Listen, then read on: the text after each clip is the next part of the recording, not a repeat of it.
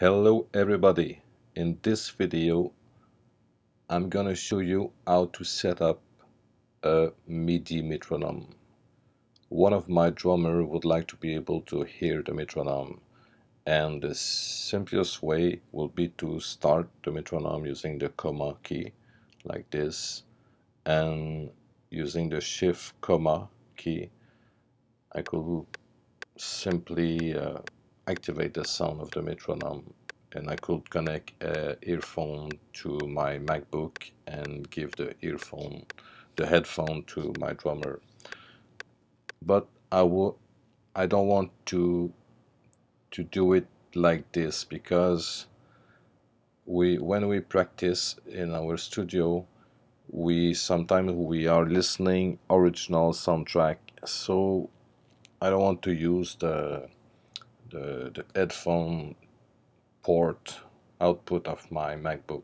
So I would like to use a MIDI metronome, and I have found in my music gears a very old piece of equipment. It's a Yamaha MU15. I think I purchased this thing 20 years ago. It's a little MIDI module. It's like a MIDI keyboard. You have here the white and the black notes. You can play keyboards on it. It has a MIDI in and MIDI out standard ports. And to connect this thing to my MacBook, I have purchased an interface like this, which is a USB interface with two standard MIDI in and MIDI out. So back to Music Binder. I will show you how to set up this thing to hear the set up Music Binder to send a note at each beat of the metronome.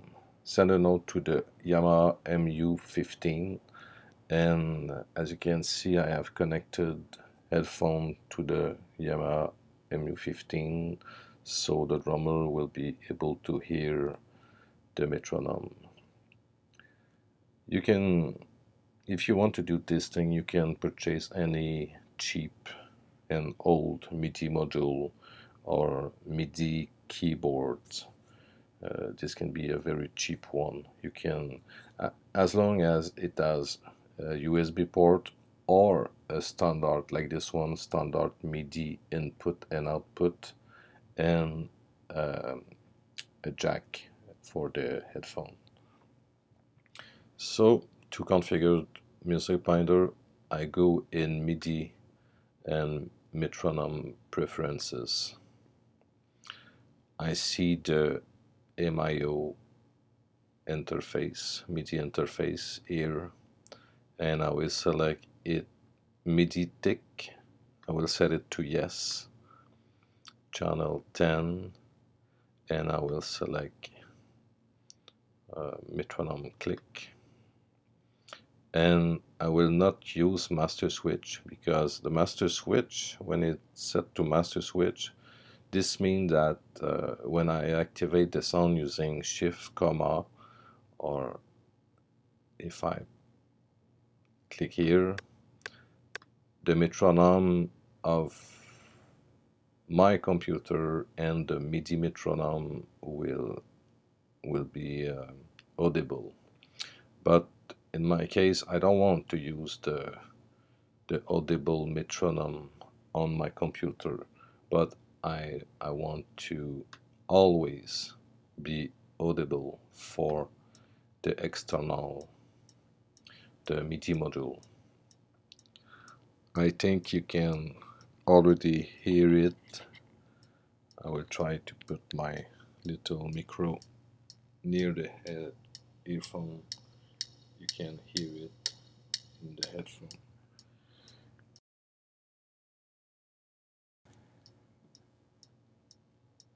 There is a kind of reverb on this MU15, and I search in the user manual of the MU15. There is a parameter here to control the reverb level, because you don't want any reverb level for a metronome. So the control is number 91. So I will go in Music Binder, in the MIDI menu, Event Library, and I will add a new control change, 91 value 0, because I don't want any reverb, and I want to send it to the channel 10. So each time I will go into another song, the Music Binder will ensure that the reverb level is set to 0. If I check the reverb level here, it's currently all reverb level are about at 40%, but if in Music Binder I go to another song, you can see that now the channel 10 is set to 0 for the reverb level. So I will start again the metronome, and now there is no reverb in the metronome. And if I go to another song,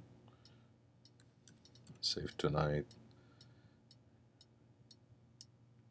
you can hear the metronome has changed, and it is in sync with what is displayed on every screen.